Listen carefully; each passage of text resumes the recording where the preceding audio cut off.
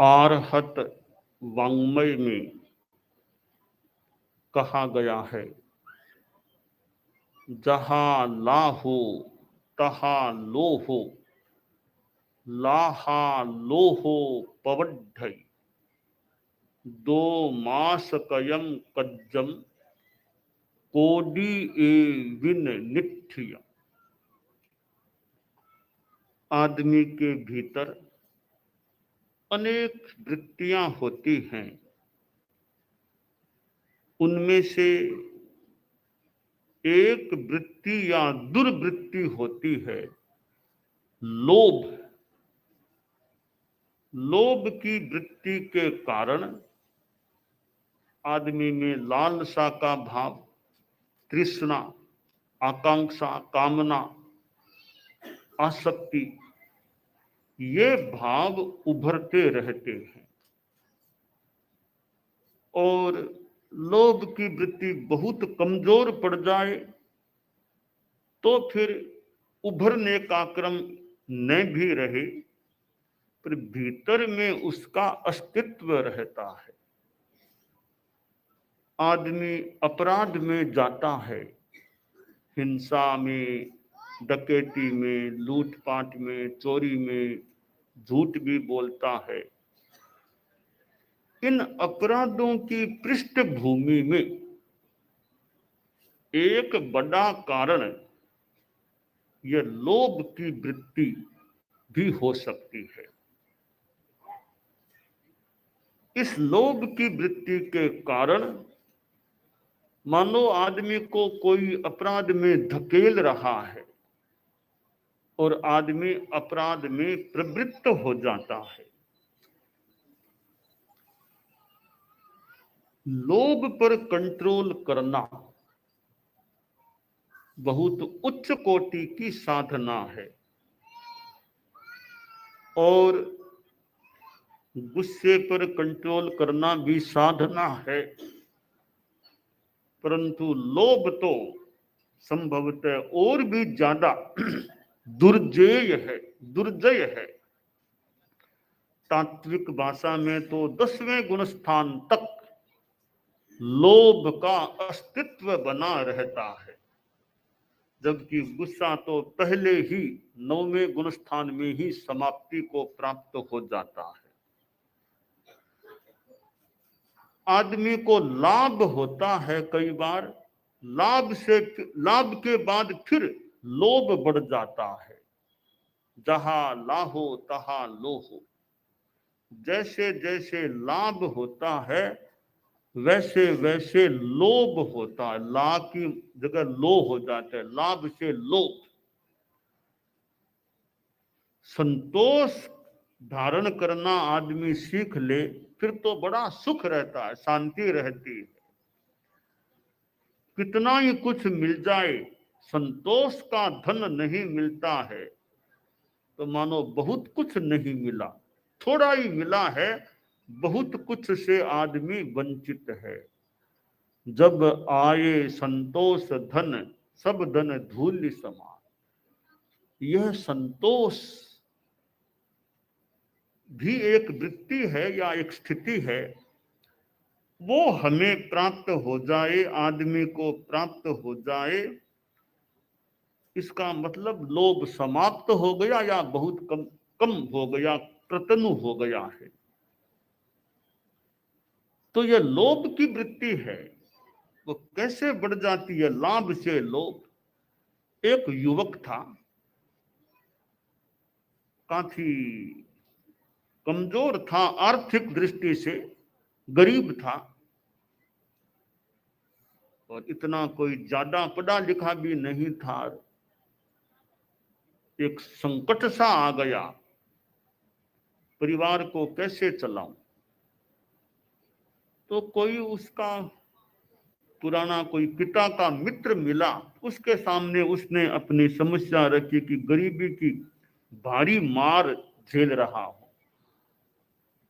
तो उस पिता के मित्र ने कहा, रे तुम तो ब्राह्मण के बेटे हो, यहाँ का जो राजा है वो ब्राह्मणों का बड़ा आदर करता है और ब्राह्मण लोग थोड़ा संस्कृत में राजा को आशीर्वाद देते हैं, संस्कृत में शुभकामनाएं देते हैं, तो राजा कई बार बड़ा मेहरबान होकर उन्हें दान दक्षिणा भी देता है।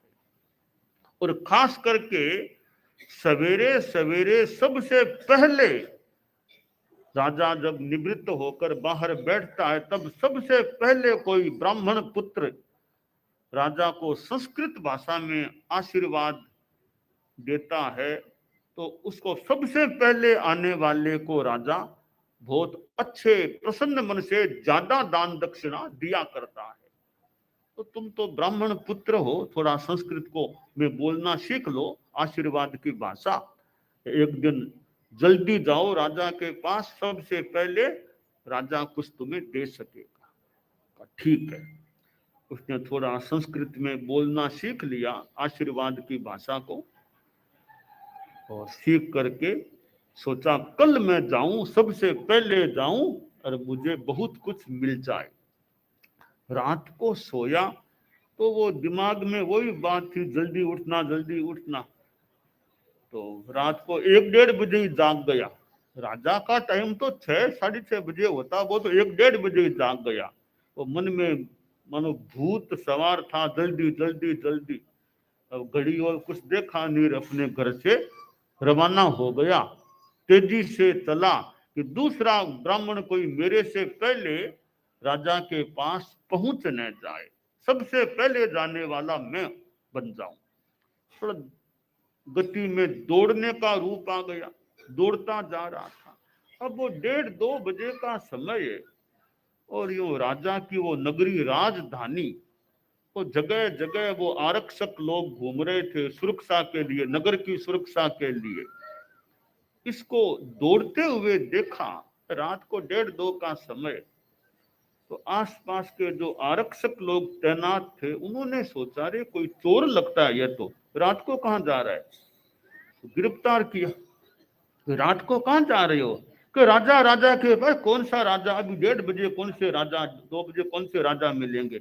पकड़ लिया के इसको अरेस्ट करके अंदर बिठाओ, लगता है चोर है। बेचारा यूं तो भला सा आदमी था, पर पकड़ में आ गया। अब सवेरे बड़े अधिकारी मिले का चोर लगता है, चोर बातचीत की, लगता तो चोर है, बिना रात को क्यों दौड़ता जा रहा था? फालतू बोलता है राजा के पास जा रहा हूँ। 1:30 बजे 2 बजे राजा से कोई मिलने जाता है कोई आदमी?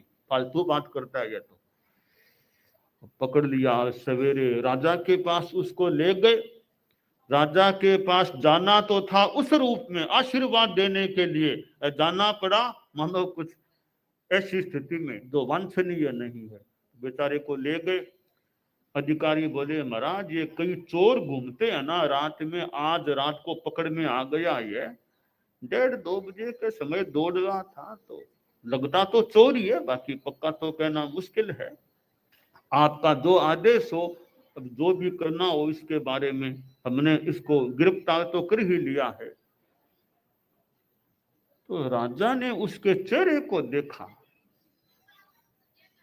तो राजा को लगा कि लड़का लगता तो भला है, या चोर तो नहीं होना चाहिए। तो राजा ने कहा रे इसका जो भी करना वो मैं देख लूंगा, तुम लोग जाओ, इसका जो करना मैं देख लूंगा। अधिकारी तो चले गए। राजा ने उस लड़के को अपने निकट बुलाया कि रात को तुम क्यों दौड़ते जा रहे थे, क्या बात थी? तुम चोरी करते हो क्या? बोला महाराज मैं कोई चोरी नहीं करता, मैं तो एक अमुक ब्राह्मण का बेटा हूं। तो कहाँ जा रहे थे रात को? कि मैं तो आपको आशीर्वाद देने आ रहा था। मुझे मेरे पिता के मित्र ने कहा था कि संस्कृत भाषा में जो आपको सबसे पहले आशीर्वाद देता है ब्राह्मण का बेटा, आप उस पर बड़े मेहरबान होकर अच्छी दान दक्षिणा दिया करते हो। तो मैं तो दान दक्षिणा के लिए आ रहा था। तो इतना जल्दी क्यों आया? तो 6 बजे आता। इतना घड़ी का मैंने ध्यान दिया नहीं, मन में वही था कोई दूसरा ब्राह्मण न पहुंच जाए, इसलिए मैं दौड़ता आ रहा था। तो राजा ने शक्ल को देखा।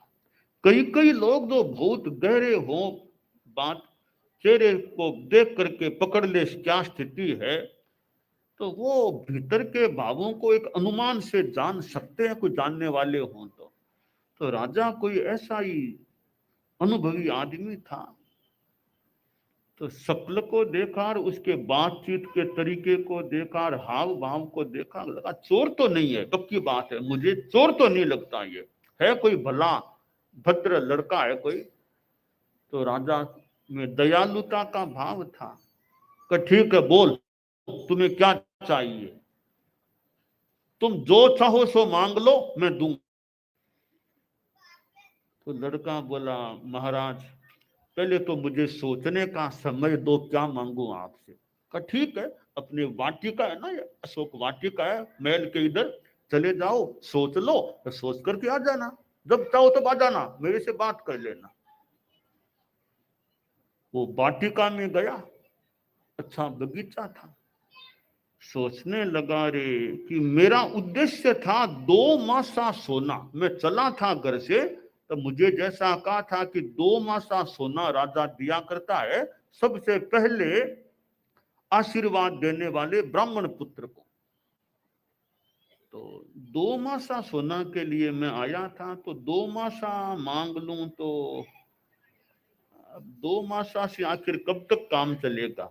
4 मासा सोना मांग लूं तो बरसों तक मेरा घर का काम चल सकेगा। अब वो लोभ की वृत्ति प्रखर हो रही है। सोचा राजा ने कह दिया चाहो सो मांग लो, तो 4 मासा ही क्यों मांगू, 8 मासा मांग लो तो क्या दिक्कत है। अब 8 का 16, 16 का 32, यो भाव बढ़, मन का भाव बढ़ा।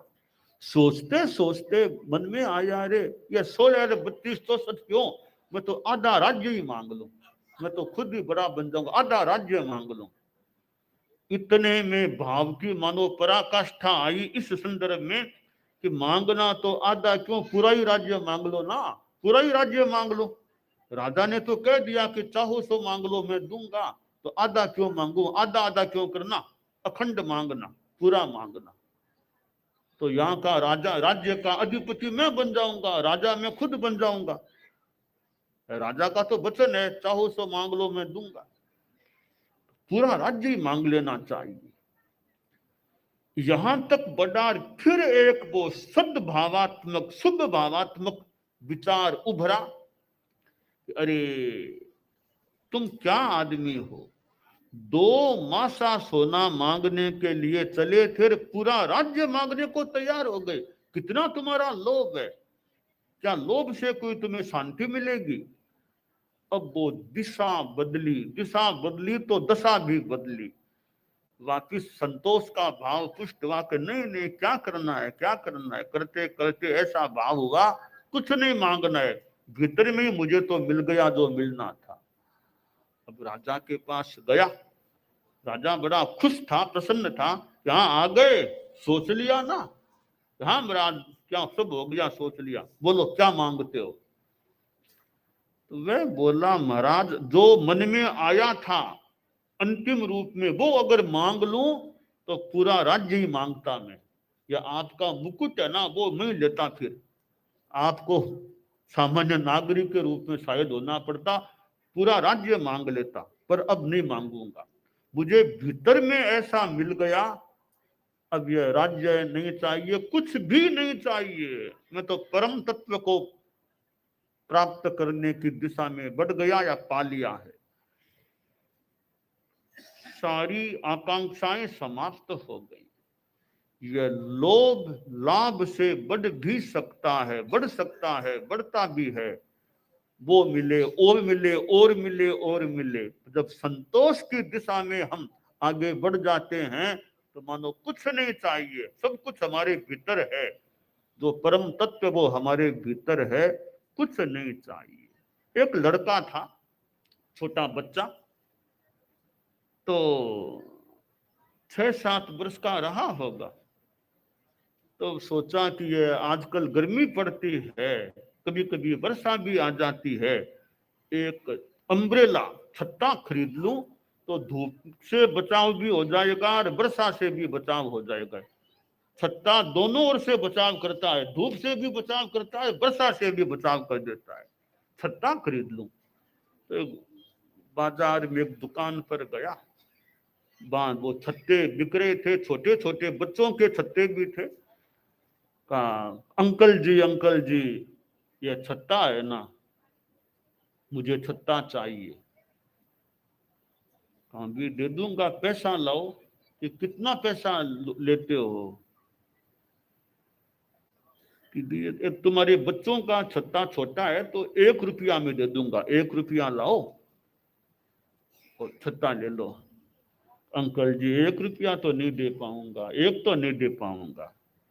तो ठीक है 8 आना दे दो, 8 आना में ले जाओ। कि 8 आना भी मुश्किल है, 54 दे दो एक।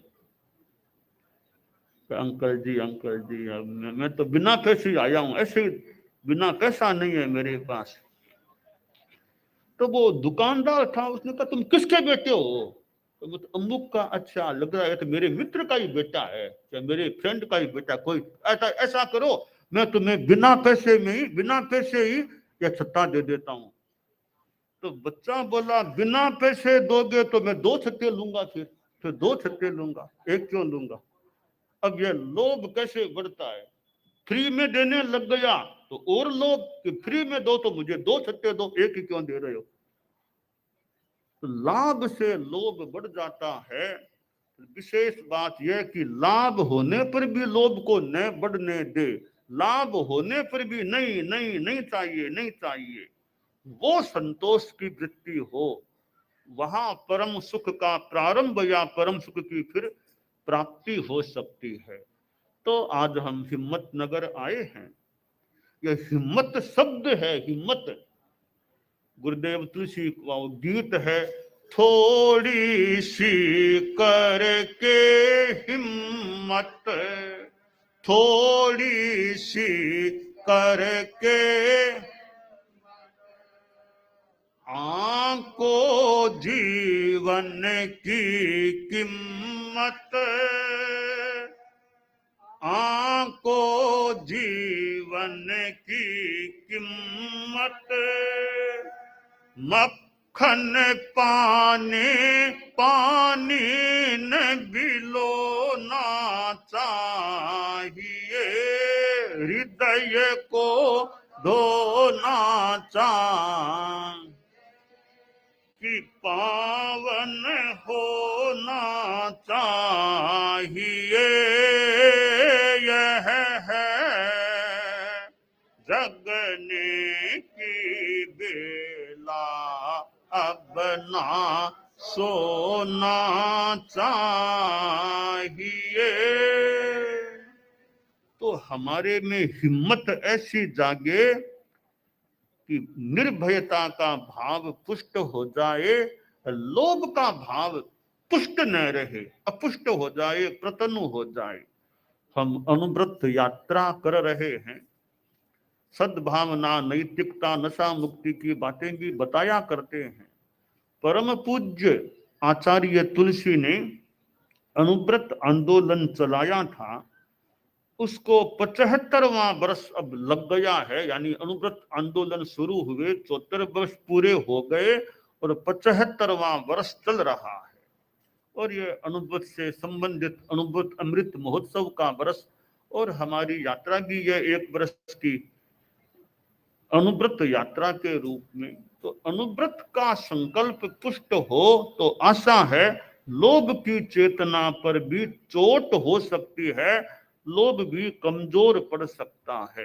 तो ये छोटे छोटे अच्छे नियम, नशा नहीं करना, बेईमानी नहीं करना, निरपराध की हत्याओं नहीं करना आदि अच्छे संकल्प आ जाएं तो लोभ की चेतना का अल्पीकरण, प्रतनुकरण, कृषिकरण संभवतः हो सकता है। तो हिम्मत नगर आए हैं, उत्तर गुजरात का ये क्षेत्र, हिम्मत नगर के लोगों में आध्यात्मिक हिम्मत का विकास होता रहे। मंगल का दानान सेठम अभय पयाणम सच्चे सुया अणवज्जं वयन्ति तवेशुया उत्तम बंभचेरम लोगुत्तमे समणेनाय पुत्ते।